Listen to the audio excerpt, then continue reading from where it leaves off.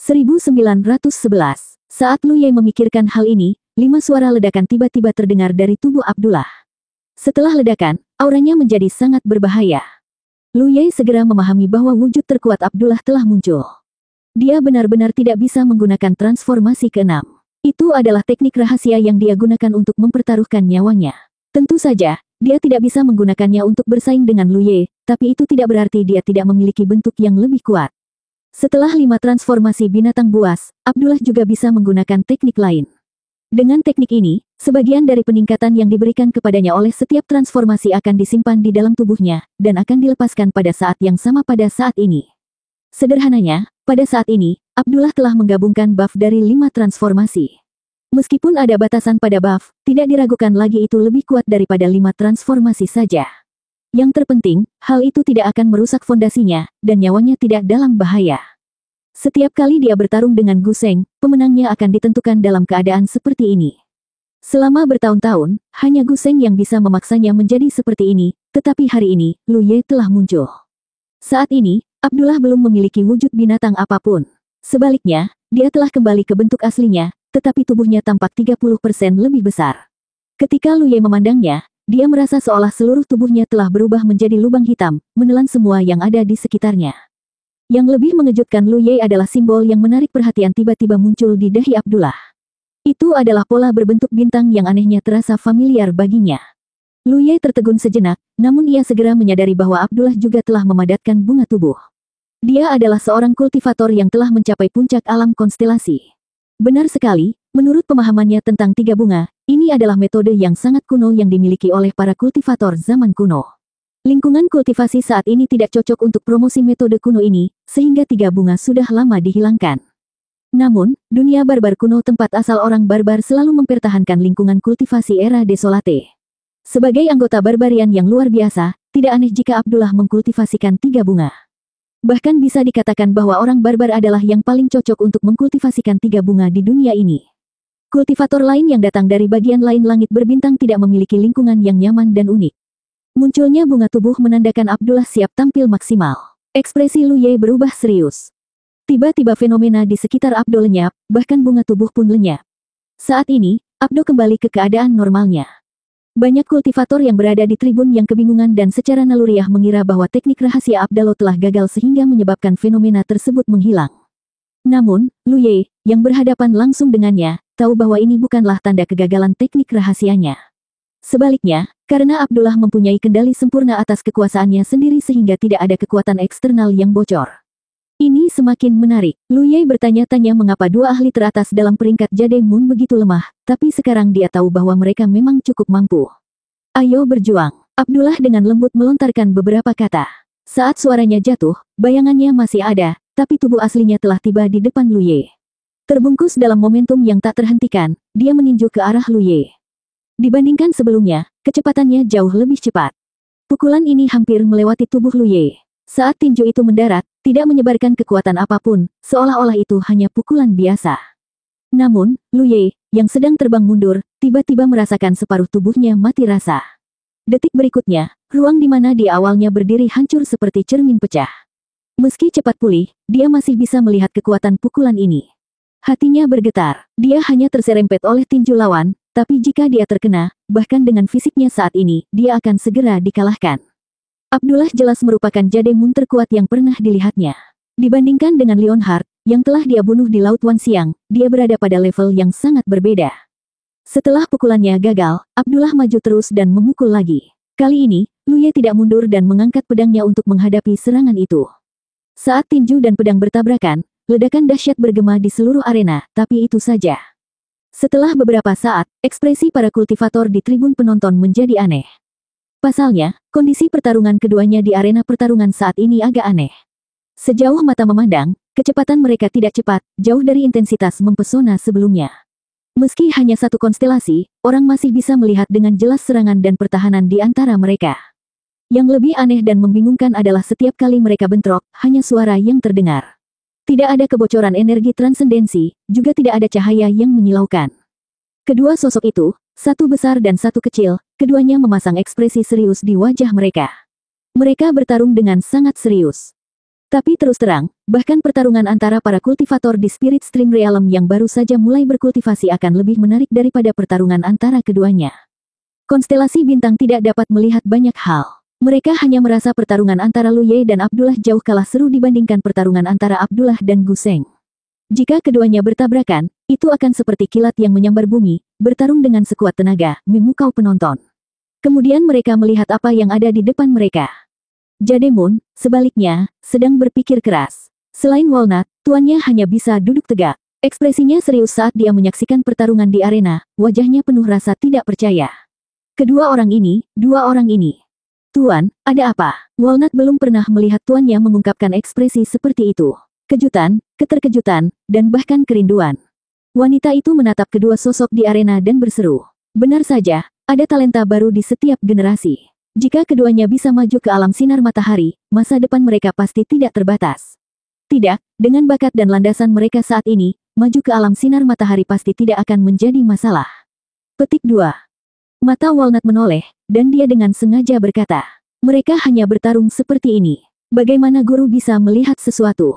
Dia samar-samar merasakan sesuatu, tetapi karena penglihatannya yang terbatas, dia tidak bisa memastikannya, jadi dia ingin meminta petunjuk dari tuannya. Wanita itu berkata, apa yang kamu tahu? Jangan berpikir bahwa hanya karena pertarungan mereka tidak seru, mereka tidak bisa melakukannya. Faktanya, kendali kedua orang atas kekuatan mereka sendiri telah mencapai tingkat yang tidak terbayangkan. Itu sebabnya tidak ada gelombang kejut dalam setiap bentrokan mereka, karena tidak ada kekuatan mereka yang terbuang. Poin ini saja adalah sesuatu yang tidak dapat dicapai oleh banyak orang di langit berbintang. Lalu bagaimana denganmu, Tuan? Walnut bertanya. Wanita itu tidak mengatakan apapun. Jika dalam keadaan normal, dia secara alami akan bisa mencapai ini, tapi jika dia bertarung dengan lawan dengan kekuatan yang sama, itu mustahil. Ini karena jika kekuatan lawan setara dengan miliknya, dia harus bertarung mempertaruhkan nyawanya. Dalam keadaan seperti itu, siapa yang dapat sepenuhnya mengendalikan kekuatannya sendiri? Dia tidak bisa melakukannya, tapi dua orang di bawah bisa. Hanya poin ini saja yang membuatnya kalah dengan kedua lelaki kecil itu. Di arena, ekspresi Abdullah sangat serius, namun keterkejutan di matanya tidak bisa disembunyikan. Kemampuan Lu Ye untuk menahan 5 transformasi binatangnya sudah cukup mengejutkan, tapi siapa sangka dia tidak bisa melakukan apapun pada pihak lain dalam keadaan ini. Perlu diketahui bahwa bahkan Gu Seng pun tidak akan berani menghadapinya secara langsung dalam kondisi seperti ini. Tentu saja, Gu Seng adalah seorang kultivator Dharma dan tidak akan pernah mampu bersaing dengannya dengan cara ini. Tapi manusia di seberangnya ini yang melakukannya. Dia telah menggunakan teknik rahasia, tapi bagaimana dengan pihak lain? Dari awal hingga akhir, dia belum pernah melihat pihak lain menggunakan teknik rahasia yang dapat meningkatkan kekuatannya. Dengan kata lain, kekuatan yang ditunjukkan pihak lain saat ini adalah sesuatu yang sudah dia miliki dalam keadaan normalnya. Ini terlalu mengejutkan. Saat pemikiran ini terlintas di benaknya, dia tiba-tiba melihat aura di tubuh Lu Ye berubah. Dalam sekejap, Abdullah merasakan bahaya yang luar biasa.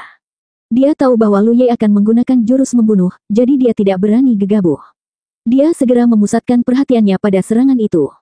Tapi yang membuatnya merasa aneh adalah Lu Ye tidak menunjukkan tanda-tanda menggunakan jurus membunuh. Dia terus menebas dengan pedangnya seperti sebelumnya. Saat Abdullah mengangkat tangannya untuk menahan, dia mengepalkan tangannya yang lain dan meninju dada Lu Ye.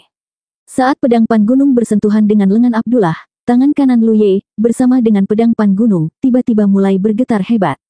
Getaran ini sulit dideteksi kecuali terjadi kontak langsung. Dari sudut pandang orang luar, pedang Lu Ye sepertinya tidak berubah sama sekali. Darah berceceran. Ekspresi Abdullah agak terkejut, dan para kultivator yang menyaksikan di tribun berteriak ketakutan. Abdullah terluka. Kultivator tertinggi Jademun, yang tubuhnya begitu kuat sehingga membuat para kultivator dengan level yang sama merasa putus asa, sebenarnya terluka. Ini adalah sesuatu yang bahkan Gu Seng tidak bisa capai. Dulu, saat Abdullah dan Gu Seng bertengkar, selalu ada kalanya Gu Seng terluka, namun Abdullah tidak pernah terluka. Ini karena semua teknik Gu Seng tidak mampu melukai tubuhnya yang sangat tangguh. Gu Seng selalu menang karena Abdullah tidak bisa lagi mempertahankan seni rahasia 5 transformasinya. Meskipun seni rahasia ini sangat kuat, semakin banyak energi yang dikonsumsi. Abdullah tidak bisa mempertahankannya terlalu lama. Namun hari ini, serangan pedang biasa itu telah melukai Abdullah dan menyebabkan dia berdarah. Darahnya bukan merah normal, tapi merah tua yang condong ke arah hitam. Ini adalah ciri unik suku barbar. Pertarungan yang belum pernah terjadi sebelumnya ini, Pertarungan yang tidak dapat dipahami ini langsung menyulut semangat semua kultivator di tribun. Pertarungan antara keduanya tidak terlalu seru, tapi tidak ada keraguan bahwa pertarungan sederhana dan tanpa hiasan ini mengandung bahaya besar. Rasa sakit di lengannya tidak mempengaruhi Abdullah sedikit pun. Dia mengabaikannya dan meninju dengan kekuatan yang lebih besar. Lu Ye tidak punya waktu untuk mundur. Lapisan spirit rune penjaga suci muncul di dadanya. Dalam sekejap mata, ada lebih dari selusin lapisan. Sebagai seorang kultivator Jade Moon tahap akhir, salah satu dari spirit rune penjaga suci miliknya dapat memblokir serangan dari Jade Moon dengan level yang sama. Namun terhadap Abdullah, ia tak berani gegabah. Jika bukan karena kurangnya waktu, dia akan menulis lebih dari selusin lapisan. Dengan keras, pukulan Abdullah menghancurkan seluruh lapisan spirit rune penjaga suci. Dada Lu Ye bergetar hebat. 1912. Di bawah pengawasan semua orang, tinju Abdullah mendarat di dada Lu Ye. Walnut tidak berani melihatnya secara langsung. Dia sudah lama mendengar tentang kekuatan Abdullah. Akankah Lu Ye mampu menahan pukulan ini? Namun, dia menjadi santai di saat berikutnya karena Lu Ye mampu menahannya. Samar-samar dia melihat sesuatu muncul di depan dada Lu Ye sebelum tinju Abdullah mendarat. Spirit rune, seru Walnut. Dia tidak bodoh. Sebaliknya, setelah bertahun-tahun berada di Asura Arena, dia jauh lebih berpengetahuan daripada rata-rata Jade Moon. Namun, bukankah kecepatan pembuatan spirit rune terlalu cepat? Dari kelihatannya, spirit rune mungkin digunakan untuk pertahanan. Kalau tidak, Lu Ye akan terluka. Lu Ye tidak setenang penampilannya. Tinju Abdullah sangat keras. Meskipun dia telah melindungi dirinya dengan lebih dari 10 lapis pertahanan ilahi, pukulan itu masih menyebabkan darahnya melonjak. Terlebih lagi, ini adalah serangan yang melemah. Orang hanya bisa membayangkan apa yang akan terjadi padanya jika dia tidak melindungi dirinya dengan pertahanan ilahi. Tubuhnya bergetar sedikit sebelum kembali normal. Lalu, dia menebas lagi. Ekspresi Abdullah berubah. Dia ragu sejenak antara menghindari serangan ini atau memblokirnya. Dia segera memilih yang pertama. Dia tidak punya banyak waktu. Dengan dukungan teknik rahasianya, dia tidak akan bisa bertahan lama. Oleh karena itu, dia harus mengakhiri pertempuran ini dengan cepat. Dia yakin bahwa dia tidak akan kalah dari Jade Moon dalam hal kekuatan fisik. Meskipun dia merasa bahwa Lu Ye telah menggunakan spirit rune untuk memblokir serangannya, dia masih percaya bahwa dialah yang akan bertahan sampai akhir. Cedera demi cedera, mari kita lihat siapa yang menyerah lebih dulu. Ketika Pan Mountain Saber turun, sekali lagi ia mulai bergetar hebat. Dalam pertarungan sebelumnya melawan Leonhard, Lu Ye mengalami kekalahan serupa. Leonhard telah mengeraskan tubuhnya hingga terlalu keras. Ditambah dengan perlindungan kekuatan sihirnya, Lu Ye merasa kesulitan untuk menembus tubuh lawannya. Jika tidak, Leonhard tidak akan bisa melarikan diri ke Pulau Wanxiang. Dia pasti sudah lama terbunuh di Zishuan. Oleh karena itu, sejak pertempuran itu, Lu Ye telah mempertimbangkan suatu masalah. Apa yang akan dia lakukan jika bertemu lawan seperti Leonhard di masa depan? Pan Mountain Blade cukup tajam. Dengan dukungan Divine Edge Spirit Runes, itu akan menjadi lebih tajam. Namun, selalu ada pertahanan di dunia ini yang tidak bisa dia tembus. Selama ini, dia belum memikirkan solusi yang baik. Hingga suatu hari, dia tiba-tiba teringat akan sebuah benda dari dunia fana. Itu adalah gergaji yang digunakan untuk menebang. Menggunakan gergaji kayu untuk menebang pohon, meskipun hanya pohon muda kecil, mungkin tidak akan berhasil. Namun bagaimana jika digergaji bolak-balik dengan gergaji kayu? Bahkan pohon yang menjulang tinggi pun tidak dapat menghentikan gergaji kayu kecil. Sekarang dia punya ide, sisanya mudah. Lu Ye telah menghabiskan setengah tahun dalam perjalanan dari Laut Wanxiang ke lapangan bintang Asura. Dia mengira ini hanyalah trik sederhana, jadi tidak akan sulit untuk menyempurnakannya. Namun, ketika ia menelusuri lebih dalam, ia menyadari bahwa hal itu tidak mudah untuk dilakukan. Saat bertarung melawan lawan yang kuat, ada batas waktu Pan Mountain Blade dapat melakukan kontak dengan tubuh musuh. Jika dia ingin menerobos pertahanan musuh, dia harus menyelesaikan rencananya saat itu juga. Karena alasan ini, Lu Ye menghabiskan banyak waktu dan tenaga. Setelah berkali-kali mencoba, dia akhirnya berhasil menyelesaikannya sebelum tiba di wilayah bintang Asura. Ini bukan lagi sebuah trik sederhana. Sebenarnya, ini adalah sejenis teknik pedang. Lu Ye menamakannya pedang bergetar. Lu Ye segera menyadari bahwa fisik Abdullah bahkan lebih kuat daripada Leonhard, jadi metode biasa tidak dapat menembus pertahanannya. Hanya Vibrating Blade yang punya harapan. Benar saja, dia sangat terkejut. Bahkan fisik Abdullah pun tidak mampu menahan serangan Vibrating Blade. Baginya, selama dia bisa melukai musuh, kemenangan pada dasarnya sudah ditentukan. Metode Abdullah dalam menukar cedera dengan cedera adalah hal yang diinginkannya. Pertempuran itu tiba-tiba menjadi sengit. Dua sosok bergerak dan membalik di arena pertarungan. Pedang dan tinju berpotongan. Setelah menghabiskan setengah dupa, Abdullah tiba-tiba melompat mundur dan mengangkat tangannya.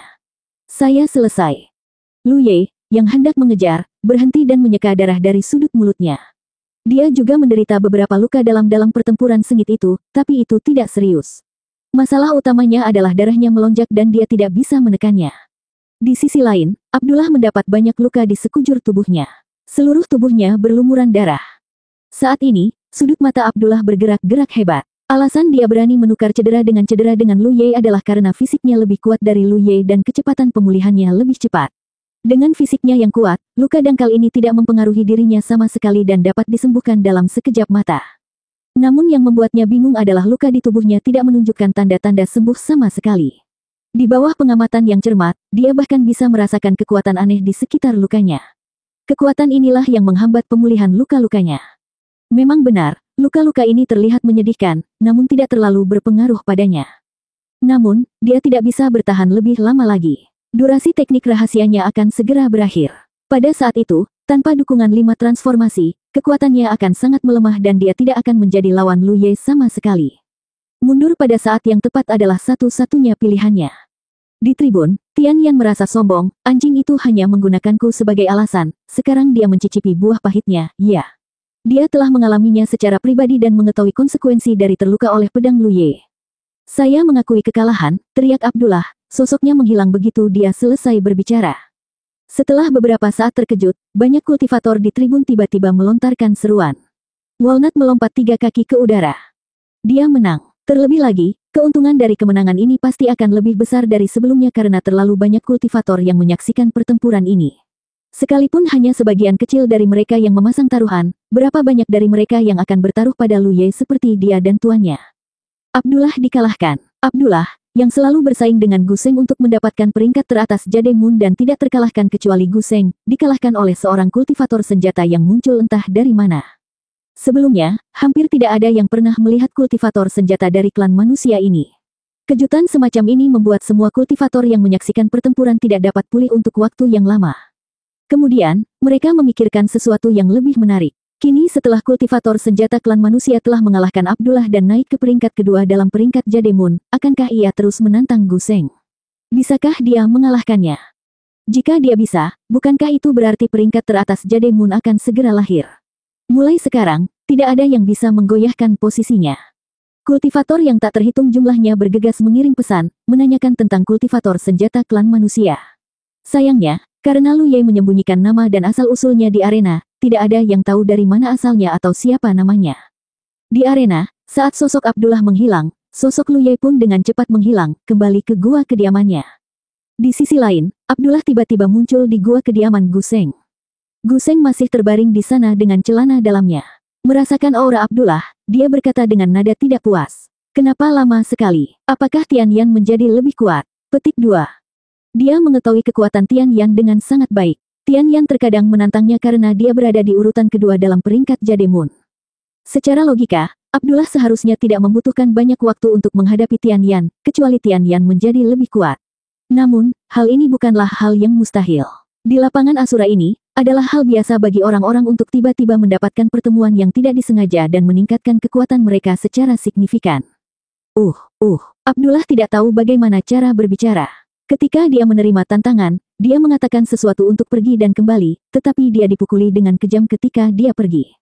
Gu Seng tiba-tiba merasakan ada sesuatu yang tidak beres. Sebab dengan kembalinya Abdullah, gua tempat tinggalnya dipenuhi bau darah yang kental. Dia menoleh untuk melihat, dan matanya melebar. Dia perlahan bangkit dan mengamati Abdullah beberapa saat, lalu dia sangat terkejut. Tian Yan sangat kuat sekarang. Bagaimana dia memukulmu seperti ini? Petik 2.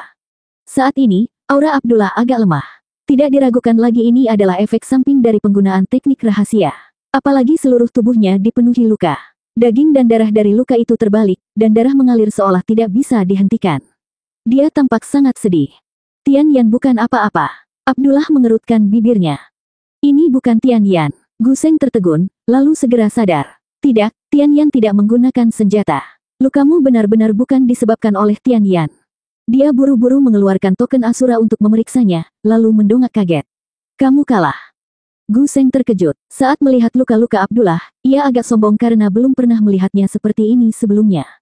Namun setelah memeriksa peringkat Jademun, dia terkejut saat mengetahui bahwa Abdullah telah turun ke posisi ketiga. Seseorang yang belum pernah dilihatnya sebelumnya telah menggantikan peringkat Abdullah. Siapa orang ini? Gu Seng bertanya. Abdullah menggaruk wajahnya. Saya tidak tahu dari mana asalnya. Kamu dipukuli seperti ini dan kamu tidak tahu namanya. Saya terlalu bersemangat dan lupa bertanya.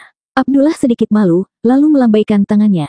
Saya cedera, tapi dia tidak jauh lebih baik. Kedua tangan besiku memukulnya hingga dia mengeluarkan 3 liter darah dan terluka parah. Jika bukan karena waktu teknik rahasiaku habis, aku tidak akan kalah darinya. Petik 2. Gu Seng meliriknya dari sudut matanya. Jadi dia menopang dirinya sendiri dengan tubuh yang terluka parah dan tidak beristirahat sama sekali sebelum menantangku. Dia menantangmu? Abdullah bertanya dengan kaget. Gu Seng mengangguk. Dia sekarang berada di peringkat pertama dalam peringkat Jademun, jadi satu-satunya orang yang bisa menantangnya adalah peringkat kedua. Mata Abdullah melihat sekeliling, lalu dia mendesak. Jangan panik, dia sangat kuat, tapi setelah bertarung denganku, kekuatannya kurang dari 1/10. Pergilah dan bunuh dia, aku akan menunggu di sini untuk merayakannya bersamamu. Gu Seng mengerutkan kening saat dia memandangnya. Meski merasa Abdullah melebih-lebihkan, namun ia memahami kelebihan Abdullah. Dia tidak percaya bahwa seseorang di peringkat Jademun dapat menjatuhkan Abdullah tanpa cedera apapun. Jadi, memang benar Abdullah terluka, namun ia tidak tahu seberapa besar tenaga yang tersisa. Kebetulan dia juga terluka parah, jadi tak satu pun dari mereka bisa memanfaatkan yang lain. Apalagi, sebagai juara pertama, tidak ada alasan baginya untuk tidak menerima tantangan. Dia segera mengangguk dan berkata, kalau begitu aku akan segera kembali. Saat dia berbicara, dia mengenakan pakaiannya, menerima tantangannya, dan menghilang. Abdullah berdiri di tempatnya dan mengendus, lalu meringis. 1912. Abdaluo tidak perlu menunggu lama. Hanya dalam waktu setengah dupa, sosok Gu Seng muncul kembali di dalam gua, berlumuran darah. Dia mengumpat pada Abdaluo. Apakah kepalamu sakit? Bukankah dia mengatakan bahwa dia telah menghancurkan lawannya sampai kekuatannya tersisa kurang dari 1/10? Meski dia tahu Abdaluo melebih-lebihkan, dia tidak menyangka Abdaluo hanya menggertak. Tidak ada satupun bekas luka di tubuh kultivator manusia. Terlebih lagi, setelah menggunakan vali miliknya, kecepatannya sangat cepat. Di sisi lain, Gu Seng yang terluka parah tidak bisa mengelak sama sekali. Setelah bertarung beberapa saat, dia dipaksa keluar dari arena dengan beberapa tebasan. Jika Gu Seng berada di puncaknya, dia tidak akan kalah secepat itu. Kekuatannya setara dengan Abdaluo. Jika Abdaluo bukan tandingan kultivator senjata itu, dia mungkin juga tidak akan mampu melakukannya. Namun, dia seharusnya bisa bertahan untuk sementara waktu. Pada akhirnya, dialah yang menderita beberapa sayatan dan mengeluarkan banyak darah. Dia bahkan tidak berhasil mengetahui kekuatan pihak lain. Abdaluo menutup telinga terhadap kutukan Gu Seng. Dia mengerutkan kening dan merenung dalam waktu lama sebelum dia berkata dengan terkejut. Jadi dia benar-benar tidak menggunakan kekuatan penuhnya. Saat dia bertarung dengan Lu Ye, dia merasakan bahwa kekuatan Lu Ye meningkat selangkah demi selangkah saat dia menggunakan transformasi binatang buas. Pihak lain sepertinya tidak terburu-buru menentukan pemenangnya. Dia sepertinya ingin mengasah dirinya dalam pertarungan seperti itu. Ini bukanlah hal yang aneh. Pada dasarnya, banyak ahli yang yakin dengan kekuatannya akan melakukan ini ketika dihadapkan pada lawan yang cocok. Hal serupa juga dilakukan Abdaluo saat pertama kali bertarung. Karena sulit menemukan lawan, dia menikmati setiap pertarungan dengan ahlinya. Bukti paling nyata adalah teknik pedang aneh yang digunakan lawannya. Itu adalah teknik pedang yang kuat yang dapat melukainya, seorang berserker yang telah mempraktikkan teknik kuno. Lawannya bisa saja menggunakannya sejak awal, tapi dia tidak melakukannya. Hanya ketika lawannya menyadari bahwa kekuatannya tidak dapat ditingkatkan lagi, dia mulai menggunakan pukulan keras. Sebelumnya, dia telah mempertahankan kondisi seimbang dengan lawannya untuk melawannya. Jika pihak lain bisa melakukan ini, itu berarti batas pihak lain lebih tinggi dan lebih kuat dari batasnya. Mata Abdaluo berbinar. Selama ini, dia telah menggali lebih dalam potensi Jademun. Jika bukan karena ini, dengan yayasannya, dia pasti sudah lama dipromosikan menjadi Sansein Realm. Ia bisa merasakan bahwa dirinya masih memiliki potensi yang belum tergali, namun karena tidak ada lawan yang cocok, ia tidak bisa berbuat sesuai keinginannya. Namun, kemunculan kultivator senjata suku manusia telah memberinya secercah harapan. Jika kultivator senjata suku manusia bisa sekuat itu, kenapa dia tidak? Sebuah suara datang dari samping. Gu Seng lah yang jatuh ke tempat tidur. Luka lamanya belum juga sembuh, dan kini muncul luka baru. Gu Seng merasa sangat lelah. Yang terpenting, dia sudah bisa merasakan ada kekuatan aneh yang menyelimuti lukanya, menghambat kesembuhannya. Kultivator yang tak terhitung jumlahnya terguncang di medan pertempuran Jademun. Tidak ada alasan lain. Era dominasi Guseng dan Abdeluo di peringkat Jademun telah berakhir. Sejak kedua orang ini datang ke medan perang Asura, hanya mereka berdua yang bergantian menduduki posisi teratas. Yang lainnya tidak memiliki kualifikasi. Hingga saat ini, ia telah digantikan oleh seorang kultivator senjata manusia yang tidak diketahui asalnya. Orang ini pertama kali melawan Abdeluo. Setelah pertarungan sengit, Abdeluo bukan tandingannya dan dengan sukarela mengakui kekalahan. Setelah itu, dia langsung melawan Guseng. Kemenangannya melawan Guseng bersih. Para kultivator yang menyaksikan semuanya dapat melihat bahwa Guseng tampaknya terluka parah, sehingga ia tidak dapat menunjukkan sebagian besar kekuatannya. Kultivator senjata manusia itu bisa mengalahkan Abdeluo dalam kondisi puncaknya, jadi tentu saja, mengalahkan Guseng yang terluka parah akan menjadi hal yang mudah. Era baru telah tiba. Banyak orang yang ingin mengetahui identitas dan asal-muasal kultivator senjata baru. Sayangnya, karena Lu Ye belum lama berada di medan perang Asura, dia belum berinteraksi secara mendalam dengan banyak orang, jadi informasi yang dapat dia kumpulkan sangat sedikit. Pada saat yang sama, di gua kediaman, Lu Ye beristirahat sejenak sebelum menerima pesan dari Walnut. Walnut ingin menemuinya di alun-alun bendahara. Lu Ye langsung dipenuhi dengan antisipasi. Setelah sekian lama bertarung di Asura Battlefield, akhirnya tiba saatnya membagi rampasan. Dia mengeluarkan token Asura dan muncul di perbendaharaan sambil berpikir. Saat dia menenangkan diri, dia mendengar suara familiar dari samping. Di sini. Lu Ye menoleh dan melihat Walnut melambai padanya sambil melompat-lompat. Di sampingnya berdiri seorang wanita bermartabat. Dia pernah melihat wanita ini sebelumnya. Setiap kali Walnut memasuki Asura Battlefield, wanita ini selalu bersamanya, jadi hubungan mereka pasti sangat luar biasa. Lu Ye melangkah maju dan mengangguk ke arah Walnut, lalu menatap wanita itu. Walnut memperkenalkannya. Ini tuanku. Hati Lu Ye bergetar. Walnut memiliki kultivasi Jademun, jadi gurunya pasti Sansein Realm. Wanita itu tersenyum. Namaku Nan Lian. Lu Ye membungkuk. Salam, rekan Daois. Nan Lian tersenyum. Kamu cukup baik. Dia telah berada di Asura Battlefield selama bertahun-tahun, tapi dia belum pernah melihat seseorang yang begitu enak dipandang. Berkat Lu Ye, dia sekarang cukup kaya. Tentu saja, ini hanya hal sekunder. Alasan utamanya adalah selama proses bertaruh dengan Lu Ye, dia merasakan nikmatnya menghambur-hamburkan uang seolah-olah itu adalah kotoran. Jika dia menang, kekayaan bersihnya akan meroket, tetapi jika dia kalah, segalanya akan berakhir. Ini sangat membantu dalam menenangkan kondisi mentalnya. Walnut dengan bersemangat berkata, rekan Daois, coba tebak. Menurut kontrak Asura, berapa banyak segel Asura yang akan kamu dapatkan kali ini? Lu Ye tahu dari ekspresinya bahwa dia telah memperoleh cukup banyak, jadi dia dengan santai berkata. 1 juta. Walnut tersenyum dan mengangkat 3 jari rampingnya. Lebih dari 3.670.000. Ini juga karena dia memiliki modal awal yang terlalu sedikit dan tidak cukup banyak orang yang bertaruh pada pertarungan terakhir. Kalau tidak, dia akan menang lebih banyak lagi. Melihat semua pertarungan Lu Ye, yang paling banyak dia menangkan tidak diragukan lagi adalah pertarungan antara Lu Ye dan Abdullah. Dalam pertarungan itu, selain beberapa orang aneh yang memasang taruhan pada Lu Ye, hanya pasangan guru dan murid yang memasang taruhan padanya. Lagi pula, siapa sangka kultivator manusia yang belum pernah dilihat sebelumnya bisa mengalahkan Abdullah hingga mengaku kalah. Bagian Lu Ye atas segel Asura adalah 3.670.000, yang berarti keuntungan keseluruhannya akan menjadi 2 kali lipat dari jumlah ini. Bagaimanapun, mereka sepakat untuk membaginya 50-50. Tentu saja, segel Asura tidak bisa langsung diperdagangkan, jadi Lu Ye hanya bisa mendapatkan hak atas segel Asura tersebut. Apa yang ingin dibeli oleh rekan Daois? Aku akan membelikannya untukmu sekarang, tanya Walnut. Bantu aku menukarkan beberapa harta yang dapat meningkatkan kualitas sumber sihirku, kata Lu Ye.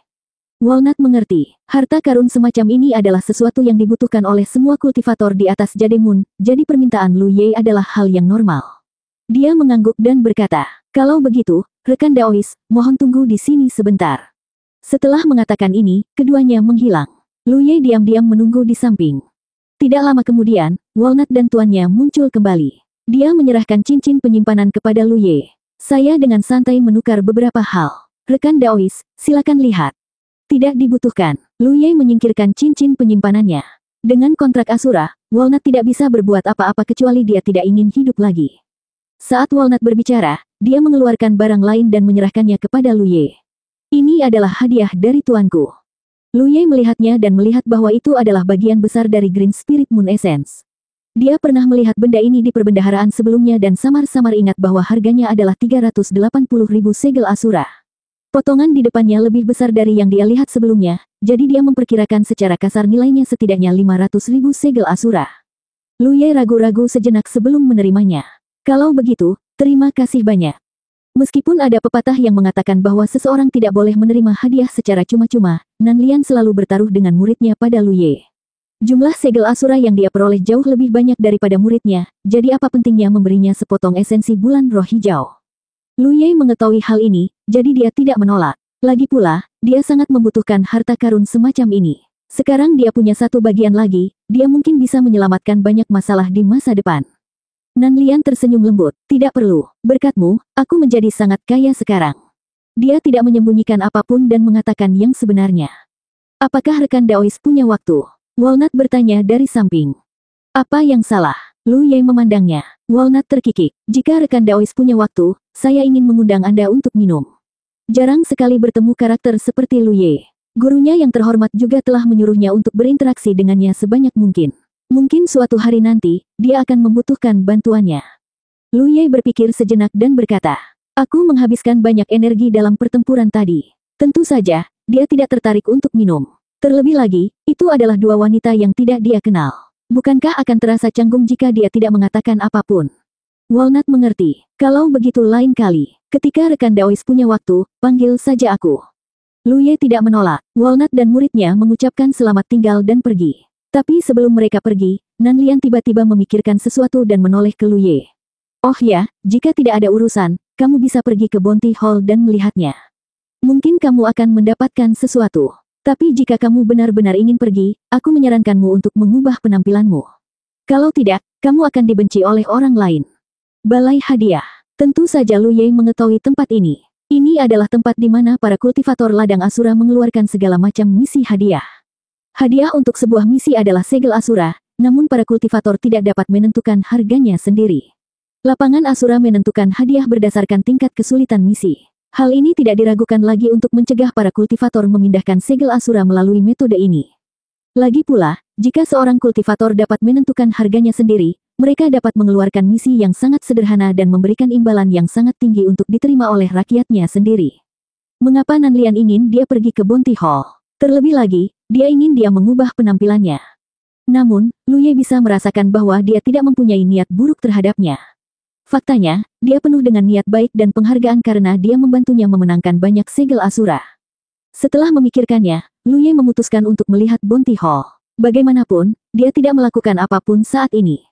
Adapun untuk menyempurnakan harta karun yang dapat meningkatkan kualitas sumber kekuatan sihirnya, dia memiliki pohon keterampilan bawaan, jadi itu tidak sulit sama sekali. Dia tidak terburu-buru untuk pergi ke Bounty Hall. Sebaliknya, dia kembali ke guanya. Karena Nan Lian ingin dia mengubah penampilannya, dia akan dengan patuh melakukan apa yang dia katakan. Ini adalah sesuatu yang biasa dia lakukan. 1914. Dengan dukungan spirit rune 1000 wajah, penampilan Lu Ye berubah drastis. Bahkan tubuhnya menjadi lebih pendek, mengubahnya menjadi pria kekar dengan janggut panjang. Dengan aktivasi spirit rune semu, fluktuasi kekuatan sihirnya disembunyikan hingga tingkat kultivator alam Jade Moon tingkat menengah. Dia kemudian menyingkirkan Mountain Plate Saber, dan seorang kultivator tubuh standar pun lahir. Baru setelah itu dia mengeluarkan token Asura. Sambil berpikir, dia tiba di Bounty Hall. Ini adalah pertama kalinya dia ke sini. Ketika dia melihat ke atas, dia melihat sebuah kubah besar tergantung di atas kepalanya. Ketika dia melihat sekeliling, dia tidak bisa melihat ujung Bounty Hall. Ini jelas merupakan ruang tertutup yang sangat besar, dan dia tidak tahu di mana lokasinya di alam Asura surgawi. Ada banyak kultivator yang bolak-balik, dan itu sangat ramai. Di bawah pengamatan Lu Ye, seluruh Bounty Hall dibagi menjadi beberapa wilayah. Setiap daerah mempunyai nomor yang disusun secara berurutan, A, B, C, dan D. Di daerah tersebut terdapat ruangan-ruangan kecil yang tersembunyi, dan di luar ruangan juga terdapat nomor-nomor. Banyak dari ruangan kecil ini yang memiliki para kultivator yang masuk dan keluar. Gui Yi telah memberitahu Lu Ye tentang hal ini sebelumnya, jadi Lu Ye secara alami tahu bahwa ruangan kecil itu adalah tempat para kultivator mendiskusikan rincian misi mereka. Jika ada misi yang akan dikeluarkan, tentu akan ada misi yang akan diterima. Semua orang pasti sepakat di ruangan kecil mana untuk bertemu dan berdiskusi secara detail. Dia melihat sekeliling, menemukan sudut, dan berdiri di sana. Baru setelah itu dia membenamkan dirinya dalam memeriksa token Asura miliknya. Token Asura memiliki fungsi yang sangat komprehensif di alam Asura. Kultivator tidak dapat hidup tanpa token khusus ini dalam semua aspek. Di dalam Bounty Hall, para kultivator dapat menggunakan Asura Token untuk menyelidiki semua jenis misi bounty. Lu Ye mengaktifkan kekuatan sihirnya dan membenamkan pikirannya. Layar cahaya tembus pandang muncul di penglihatannya. Layar cahaya tampak melayang di depannya, dan ada daftar informasi di dalamnya. Tidak diragukan lagi ini adalah misi berhadiah. Lu Ye melihat lebih dekat dan menemukan bahwa misi pertama berhubungan dengan lapangan Asura. Berikan informasi konkret tentang lokasi alam Asura, dan hadiahnya adalah 80 juta segel Asura. Lu Ye mengangkat alisnya. Tidak ada keraguan bahwa bounty ini dikeluarkan oleh Sunshine Realm. Lagi pula, 80 juta Asura Seal bukanlah sesuatu yang bisa diambil oleh sembarang orang. Hanya Sunshine Realm yang punya modal untuk melakukannya. Sebelum dia datang, dia tahu bahwa banyak ahli yang tertarik dengan alam Asura. Sejak zaman kuno, banyak sekali orang yang mencari harta karun ini, tetapi mereka tidak pernah menemukan petunjuk nyata. Semua orang tahu bahwa alam Asura tersembunyi di alam Asura, tetapi kuncinya adalah mereka tidak dapat menemukannya. Hal ini karena selama seseorang memasuki jangkauan daratan Asura, mereka akan langsung muncul di alam surgawi Asura. Setelah meninggalkan alam Asura surgawi, mereka akan memasuki tempat pelatihan lagi. Tidak ada yang tahu seperti apa Asura Starfield yang sebenarnya. Misi ini mungkin sudah dikeluarkan sejak lama, tapi tidak ada yang bisa menelannya meskipun 80 juta segel Asura itu banyak. Lu Ye melihat lebih jauh. Hadiah untuk membunuh Zhao Kong adalah 58.560.000 segel Asura. Untuk membunuh Hu Yingying, hadiahnya adalah 57,42 juta segel Asura. Hadiah untuk membunuh Ma Bin adalah 56.900.000 segel Asura. Lu Ye melihat lebih jauh dan melihat bahwa semua hadiah di atas 10 juta diperlukan untuk membunuh seorang kultivator. Dia bahkan melihat nama Abre dan Gu Seng di antara hadiahnya. Keduanya telah mengumpulkan hadiah hampir 10 juta. Dia bertanya-tanya apa yang telah mereka lakukan hingga membuat dunia marah dan kesal. Bagaimana ini bisa menjadi daftar hadiah? Ini adalah daftar berburu. Namun, tatapan Lu Ye tertuju pada nama ketiga. Ma Bin. Apakah ini Ma Bin yang dia kenal? Atau hanya nama yang sama? Nama Ma Bin bukanlah nama yang langka dan ada banyak orang di umat manusia. Orang yang bisa berada di posisi ini tidak diragukan lagi adalah Sunshine Realm, dan orang yang sangat kuat dalam hal itu. Lu Ye samar-samar merasa bahwa Ma Bin ini mungkin adalah senior 9 prefektur yang pernah dia temui sebelumnya. Meski begitu, dia tidak bisa membantu banyak. Konfrontasi antara Sunshine Realm bukanlah sesuatu yang bisa dia ikuti sekarang. Tampaknya setelah Ma Bin membunuh Sunshine Realm di Laut Wan Siang, dia datang ke alam Asura. Kalau tidak, mengapa ada hadiah untuknya di sini? Dia sekarang memiliki pemahaman tentang 9 prefektur sebelumnya. Dia tidak tahu kenapa Ma Bin membunuh Sunshine Realm di Laut Wan Siang, tapi sekarang dia punya wawasan. Mengumpulkan pikirannya, Lu Ye terus melihat. Setelah 10 juta bounty, ada kesenjangan yang sangat besar. Setelah itu, tidak perlu lagi membunuh seorang kultivator. Itu hanya misi bounty biasa, jadi tidak ada akumulasi bounty. Ada banyak jenis misi. Ada yang meminta seseorang untuk memurnikan obat, ada yang mencari seseorang untuk menjelajahi tempat pelatihan, dan ada pula yang mencari teman dan keluarga yang hilang. Lu Ye bingung, mengapa Nan Lian memintanya untuk datang ke Bounty Hall. Misi-misi ini sepertinya tidak ada hubungannya dengan dia. Namun, saat dia melihat, dia tiba-tiba melihat sebuah misi dan matanya berbinar. Racun aneh yang memakan darah dan vitalitas. Sumber racunnya tidak diketahui. Darah dan vitalitas orang yang keracunan akan menurun. Mereka hanya dapat menggunakan pil darah dan vitalitas berkualitas tinggi untuk memperpanjang hidup mereka. Hadiahnya adalah 300.000 segel Asura. Misi ini tidak diragukan lagi cocok untuknya. Di bawah kekuatan pembakaran yang kuat dari pohon bakat, tidak peduli jenis racun aneh apapun, itu akan ditangani. 300.000 segel Asura sudah banyak. Dia hanya mendapat sedikit lebih dari 100.000 dari pelatihan sebelumnya. Jika dia mengambil misi ini, itu setara dengan 2 sesi pelatihan. Datang ke sini adalah pilihan yang tepat. Ada kejutan yang menyenangkan. Namun, setelah memikirkannya, Lu Ye merasa ada yang tidak beres. Nan Lian memintanya untuk datang ke sini dan secara khusus menyuruhnya mengubah penampilannya. Dia jelas tidak ingin dia mengambil misi ini. Dia tidak mungkin mengetahui bahwa dia memiliki pohon bakat dan dapat menyembuhkan racun. Oleh karena itu, ini hanyalah keuntungan yang tidak terduga. Nan Lian pasti punya alasan lain untuk mengatakan hal ini padanya. Namun, harus dikatakan bahwa sebenarnya ada beberapa misi untuk membantu orang melakukan detoksifikasi. Racun aneh yang bisa membuat seorang kultivator tidak berdaya jelas tidak mudah untuk ditangani. Mungkin Sunshine Realm memiliki kemampuan untuk melakukannya, tetapi jika dia benar-benar memiliki kemampuan, mengapa dia peduli dengan hadiahnya? Lu Ye diam-diam mengingat misi ini dan bersiap untuk melaksanakannya ketika dia kembali. Setelah lama mencari, Lu Ye akhirnya mengerti mengapa Nan Lian memintanya datang ke sini. Itu karena ada banyak deretan misi di bounty board yang hampir persis sama. Deskripsi misinya adalah, selama pertempuran pemeringkatan Jade Moon, Anda dilukai oleh seseorang dengan pisau. Cederanya aneh dan sulit disembuhkan. Diduga Anda keracunan. Hadiahnya adalah 30.000 segel Asura. Lu Ye segera mengetahui apa yang sedang terjadi. Bukankah dia adalah orang yang terluka oleh seseorang dengan pisau selama pertempuran peringkat Jade Moon? Mereka yang telah terluka olehnya semuanya memiliki kekuatan Fang yang melekat di sekitar luka mereka. Wajar jika mereka salah mengira bahwa mereka diracun. Kekuatan Fang terlalu aneh. Jika Lu Ye bukan pemilik Fang Blade, dia mungkin tidak akan mengira ada kekuatan menjijikkan seperti itu di dunia ini. Faktanya, kekuatan Fang bukannya tidak bisa dipecahkan. Jika kultivasi seseorang cukup tinggi, mereka dapat secara paksa menekan dan menghapusnya. Misalnya, Tianyan telah meminta bantuan Sunshine Realm dari klannya. Namun, sangat sulit bagi Sunshine Realm untuk melakukannya. Itu membutuhkan waktu dan tenaga. Dan cara paling sederhana adalah mengabaikannya. Kekuatan Fang bertahan selama jangka waktu tertentu. Lu Ye tidak tahu berapa lama itu berlangsung, tapi dia yakin itu tidak akan terlalu lama. Ketika waktunya habis, itu akan hilang secara alami. Tapi siapa yang berani mengabaikannya? Siapapun yang mengalami luka seperti itu dan mengalami pendarahan terus-menerus akan ketakutan. Tentu saja, lebih baik menanganinya sesegera mungkin dan merasa nyaman. Nan Lian pasti secara tidak sengaja melihat atau mendengar tentang misi ini. Itu sebabnya dia menyuruh Lu Ye untuk datang ke Bounty Hall. Dia merasa karena luka orang-orang ini disebabkan oleh racun Lu Ye, pasti ada cara yang tepat untuk mendetoksifikasinya. Adapun untuk mengubah penampilannya, itu sudah jelas.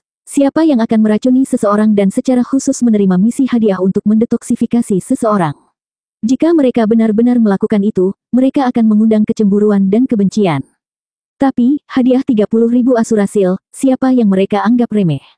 Lu Ye sangat marah, tapi dia juga tahu bahwa jumlah hadiahnya tidak ditentukan oleh keinginan kultivator. Ini adalah jumlah yang ditetapkan oleh Asura Arena. Jadi bagaimana jika jumlahnya 30.000? Untungnya, ada banyak misi. Lu Ye membuat perhitungan kasar. Dia telah bertarung di lebih dari 200 pertempuran, yang berarti lebih dari 200 kultivator telah terluka olehnya. Hanya ada lebih dari 100 misi di sini. Jelas sekali, tidak semua orang datang ke sini untuk mengirim misi.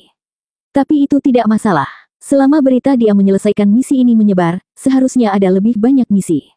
30.000 untuk satu misi tidaklah banyak, tapi bagaimana dengan 100 atau 200? Inilah ritme menjadi kaya. Pikiran Lu Ye menjadi aktif. Dia bahkan belum berada di Asura Arena selama sebulan, tapi dia sudah menerima 3 hingga 4 juta segel Asura dari Walnut. Dia juga bisa mendapatkan beberapa juta segel Asura dari sisinya. Jika dia bisa melakukan ini berulang kali, bukankah dia akan menjadi kaya dengan cepat? Mungkin dia bahkan bisa menyimpan cukup banyak segel Asura untuk ditukar dengan harta karun Asura Arena. Tetapi dia juga tahu bahwa ini hanyalah sebuah pemikiran. Karena meskipun dia meninggalkan Asura Arena, dia tidak akan memulai dari awal saat dia masuk lagi. Asura Arena akan mencatat peringkatnya pada peringkat Jade Moon dan penampilan sebelumnya. Kali berikutnya dia masuk, mereka akan mengatur peringkat yang sesuai untuknya. Oleh karena itu, dia hanya bisa memulai dari awal satu kali, kecuali dia maju ke alam sinar matahari. Sambil berpikir, Lu Ye menerima misi hadiah melalui token Asura. Segera, token Asura bergetar. Lu Ye memeriksanya dan menemukan bahwa itu adalah seorang kultivator yang belum pernah dia hubungi atau berinteraksi dengannya. Tidak diragukan lagi ini adalah peraturan Asura Arena. Setelah menerima misi, Lu Ye dapat berkomunikasi dengan kultivator yang mengeluarkan misi dalam waktu singkat. Tidak perlu bertukar jejak. Pihak lain pasti cemas karena lukanya belum juga sembuh. Dalam keadaan ini, dia tidak dapat berpartisipasi dalam pelatihan. Dia bahkan tidak tahu apakah dia akan mati karena kehilangan darah suatu hari nanti. Lu Ye melihat ke kiri dan ke kanan dan memberikan nomor pada pihak lain. Kemudian, dia menyimpan token Asura dan berjalan mendekat. Ada sebuah ruangan kecil terpencil dengan pintu terbuka lebar. Tidak diragukan lagi tempat itu kosong, dan dapat digunakan untuk sementara waktu. 1915. Di sebuah ruangan kecil di Bounty Hall, Lu Ye, yang telah mengubah penampilannya, duduk tegak dan menunggu dengan tenang. Di pojok ruangan, ada sosok lain. Itu adalah klon darah berharga miliknya. Pada saat ini, posisi klon disembunyikan oleh sebuah formasi. Bahkan jika seseorang masuk, mereka tidak akan dapat melihat kelainan tersebut jika penglihatan mereka tidak cukup baik. Mountain Coiling Blade ditempatkan di lutut klon. Kekuatan kecerahan sangat mudah untuk ditangani. Dia hanya perlu menggunakan Mountain Coiling Blade, yang diubah dari Fang Blade. Namun, karena Lu Ye telah mengubah penampilannya, dia secara alami tidak dapat menunjukkan tubuh aslinya, jadi dia menemukan metode ini. Setelah menunggu beberapa saat, sesosok tubuh buru-buru masuk, terbungkus bau darah. Salam, rekan Daois. Orang itu menangkupkan tinjunya dan membungkuk. Lu Ye mendongak dan menemukan bahwa pendatang baru itu memang familiar. Seharusnya itu adalah lawan yang dia lukai dalam pertarungan. Adapun namanya, dia benar-benar tidak tahu. Ada terlalu banyak kultivator yang menantangnya akhir-akhir ini. Selain beberapa orang yang cukup kuat, bagaimana dia bisa mengingat nama orang lain? Duduk. Lu Ye memberi isyarat dengan tangannya. Kultivator itu segera duduk di depan Lu Ye dan berkata, "Rekan Daois, lukaku disebabkan oleh juara Jade Moon yang baru. Sepertinya aku diracuni, tapi sepertinya tidak." Dia jelas ingin menjelaskan lukanya secara detail kepada Lu Ye. Lu Ye mengangkat tangannya dan menghentikannya. "Aku mengerti situasinya. Ulurkan tanganmu." Kultivator itu dengan cepat mengulurkan tangannya. Lu Ye mengulurkan tangan dan meraihnya. Kemudian, dia mendorong kekuatan sihirnya dan menginstruksikan. "Tenangkan pikiranmu, jangan melawan." Pihak lain tidak curiga. Tidak ada yang berani bertindak sembarangan di tempat ini, jadi dia tidak khawatir Lu Ye akan menyakitinya. Dia segera menenangkan pikirannya dan membiarkan kekuatan sihir Lu Ye memasuki tubuhnya. Setelah beberapa saat, dia merasakan kekuatan sihir Lu Ye beredar di tubuhnya, tapi lukanya tidak menunjukkan tanda-tanda membaik. Dia tidak bisa menahan diri untuk tidak bertanya. "Rekan Daois, bisakah kamu melakukannya?" Logikanya, karena pihak lain telah menerima misi tersebut, mereka harus percaya diri dalam menyelesaikannya. Jika mereka gagal menyelesaikan misi setelah menerimanya, akan ada hukuman yang sesuai. Jumlah segel asura yang bernilai dari hadiahnya akan dipotong dari pihak lain. Luka di tubuhnya sangat aneh, dan dia tidak bisa menekannya dengan kultivasinya. Dia bahkan mencoba memotong dagingnya yang terluka, tetapi tidak berhasil. Bahkan jika dia memotong dagingnya yang terluka, masih ada kekuatan aneh yang tertinggal di luka barunya. Lu Ye menatapnya, lalu dengan lembut mengetuk pergelangan tangannya dengan jarinya. Merusak. Segera setelah dia selesai berbicara, tubuh kultivator bergetar, karena dia dengan jelas merasakan kekuatan aneh di lukanya telah benar-benar hilang pada saat ini, dan seluruh tubuhnya tiba-tiba menjadi jauh lebih rileks. Matanya tidak bisa membantu tetapi melebar, dan dia menggerakkan otot dan tulangnya untuk memeriksa lukanya. Ketika dia mengetahui bahwa luka-lukanya sudah mulai sembuh, dia langsung gembira dan memuji. Rekan Daois sungguh luar biasa. Dia tidak mengerti bagaimana Lu Ye melakukannya, tapi faktanya masalahnya telah terpecahkan. 30.000 segel asura itu dihabiskan dengan baik. Bahkan sikapnya terhadap Lu Ye berubah. Dia menangkupkan tinjunya dan berkata, "Terima kasih, rekan Daois. Bolehkah saya menanyakan nama Anda?" Seseorang dengan kemampuan aneh seperti itu tidak diragukan lagi pantas untuk diajak berteman. Siapa yang tahu kalau dia akan menghadapi masalah serupa di masa depan. Jika dia bisa menjalin hubungan dengannya, dia tidak perlu takut pada apapun di masa depan. Lu Ye melambaikan tangannya dengan sikap yang tidak terduga dan tidak mengatakan apapun.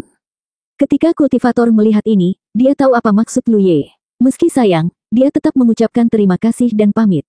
Setelah dia pergi, Lu Ye mulai memeriksa perintah asura miliknya, dan menemukan bahwa memang ada 30.000 segel asura di dalamnya. Uang ini sangat mudah didapat. Dia segera menerima hadiah lain dan menunggu dengan tenang. Waktu berlalu, dan satu demi satu, para kultivator yang bertarung dengannya di arena pertempuran keluar masuk. Lu Ye pertama-tama menangani satu hadiah sebelum menerima hadiah lainnya. Namun setelah beberapa saat, dia menyadari bahwa ini terlalu tidak efisien, jadi dia menerima semua misi bounty sekaligus.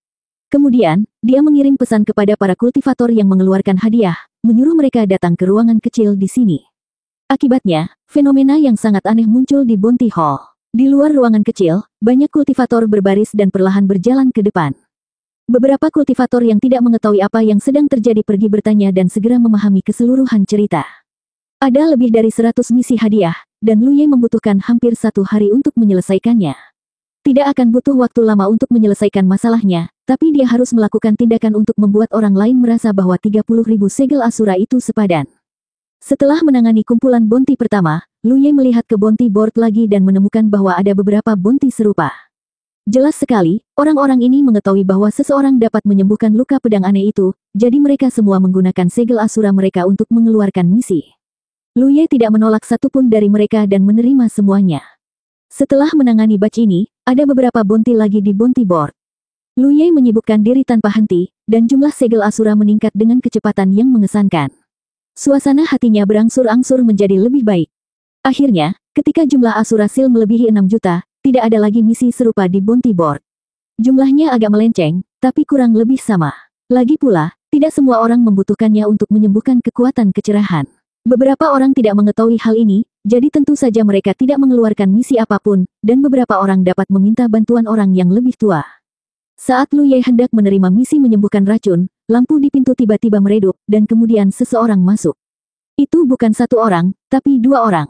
Salah satu dari mereka sangat tinggi dan kekar, dan dia berjalan di depan, menghalangi sosok orang kedua. Lu Ye mendongak dan mengedipkan matanya. Dua orang yang datang tidak lain adalah Abro dan Gu Seng. Ketika dia tidak melihat mereka sebelumnya, Lu Ye berpikir bahwa mereka berdua telah meminta bantuan orang yang lebih tua untuk memecahkan kekuatan kecerahan. Entah itu ras barbar atau alam naga kuning, pasti ada penduduk Sansein Realm di lapangan Asura. Siapa sangka mereka tidak melakukannya, dan mereka tidak mengeluarkan misi hadiah apapun, tetapi langsung datang mencarinya. Setelah memasuki ruangan kecil, Abro memandang Lu Ye dengan ekspresi takjub. Gu Seng juga muncul dari belakangnya, tapi dia tidak melihat ke arah Lu Ye. Sebaliknya, dia melihat ke arah avatar darah berharga. Lu Ye mengangkat alisnya. Persepsi Gu Seng ini sangat kuat. Dia telah menyembunyikan avatar darah berharga dengan sebuah arai, jadi pada dasarnya tidak ada orang yang datang sebelumnya yang menemukannya. Namun, Gu Seng langsung melihatnya, yang menunjukkan betapa kuatnya persepsinya. Hah, Abro tiba-tiba mengeluarkan suara terkejut, dan memandang Lu Ye lebih hati-hati, seolah dia ingin melihat penyamarannya. Mendengar suaranya, Gu Seng akhirnya menoleh dengan ekspresi serius. Lu Ye mengerutkan kening. Dia tidak tahu apa yang ingin dilakukan kedua orang ini. Setelah beberapa lama, Abro sedikit memiringkan kepalanya dan berbisik kepada Gu Seng. Apakah kamu salah? Tidak mungkin ada kesalahan. Gu Seng balas berbisik. Jika kamu tidak salah, maka ini terlalu tanpa cacat. Apakah kamu melihat sesuatu? Saya tidak melihat apapun. Sampah, tegur Abro tanpa ampun. Apakah kamu melihatnya? Aku juga tidak melihatnya. Lu Ye mengerutkan kening dan berkata, rekan Daois, ada apa? Apakah keduanya benar-benar mengira dia tidak bisa mendengar mereka berbisik seperti ini? Abro menyeringai dan duduk tepat di depan Lu Ye. Dia meletakkan tangannya di atas lutut dan menatapnya dengan tatapan membara. Halo, rekan Daois Lu. Kita bertemu lagi. Ekspresi Lu Ye tidak berubah. Apa maksudmu? Abro terkekeh. Rekan Daois, kamu tahu maksudku. Kenapa kamu harus berpura-pura? Lu Ye mengerutkan kening dan menatap Abro. Dia tidak tahu apakah pihak lain benar-benar telah mengetahuinya.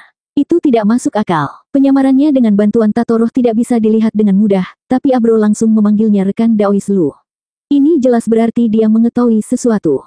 Gu Seng juga duduk dan memandang Lu Ye. Meski suku prajurit jarang terjadi, namun bukan tidak diketahui. Aku pernah melihat gambaran kekuatan aneh suku prajurit di buku kuno dunia ini. Hampir persis sama dengan luka di tubuhmu. Tercatat juga bahwa kekuatan aneh suku prajurit hanya dapat ditekan secara paksa oleh kekuatan yang kuat. Ketika saatnya tiba, kekuatan suku prajurit akan hilang, atau andalkan suku prajurit sendiri untuk menghadapinya dengan mudah. Lu Ye tiba-tiba mengerti. Jadi inilah masalahnya. Gu Seng lahir di alam naga kuning, salah satu alam teratas. Tentu saja, ada banyak catatan tentang segala jenis rahasia. Tidak mengherankan jika dia telah melihat beberapa catatan tentang suku prajurit. Jika hanya itu saja, maka akan baik-baik saja. Poin kuncinya adalah Lu Ye telah membantu para kultivator yang terluka menyelesaikan masalah mereka selama 2 hari terakhir. Gu Seng secara alami menghubungkannya. Adapun penyamarannya saat ini, di dunia kultivasi yang luas ini, ada banyak cara untuk menyamar. Jika Gu Seng sudah mengidentifikasinya, penyamaran yang paling sempurna pun tidak akan ada artinya. Namun, Lu Ye hanya menjawab, saya tidak tahu apa yang kalian berdua bicarakan. Lu Ye tidak bisa mengakui identitasnya. Dia tidak tahu temperamen seperti apa yang dimiliki keduanya. Apalagi dia baru saja menghajar mereka di arena. Siapa yang tahu kalau mereka akan menaruh dendam padanya? Jika mereka membocorkan apa yang terjadi di sini, mereka akan dibenci oleh orang lain. Abro berkata, rekan Daois, kami tidak punya niat buruk terhadapmu. Kami hanya ingin. Sebelum dia bisa menyelesaikannya, dia disela oleh Gu Seng. Kalau begitu, kita telah melakukan kesalahan. Dia melanjutkan, saya mendengar bahwa rekan Daois dapat menyembuhkan luka kita. Ya, Lu Ye mengangguk. Tolong kirimkan hadiahnya terlebih dahulu. Abro dan Gu Seng melakukan apa yang mereka inginkan. Setelah beberapa saat, Lu Ye melihat ada 2 hadiah lagi yaitu 30.000 segel Asura di daftar hadiah. Dia menerima karunia tersebut dan membantu mereka memecahkan masalah mereka. Gu Seng segera santai. Tubuhnya terluka parah dan terkena kekuatan Fang. Tekanan yang dia alami jauh lebih parah daripada tekanan yang dialami Abro. Rekan Daois, bisakah kamu menukarkan jejak token Asuramu? Gu Seng bertanya. Jika ada luka serupa di kemudian hari, kita bisa langsung menghubungi rekan Daois. Banyak orang telah mengajukan permintaan ini sebelumnya, tapi Lu Ye tidak pernah menyetujuinya. Namun, setelah memikirkannya, dia mengeluarkan Asura token miliknya.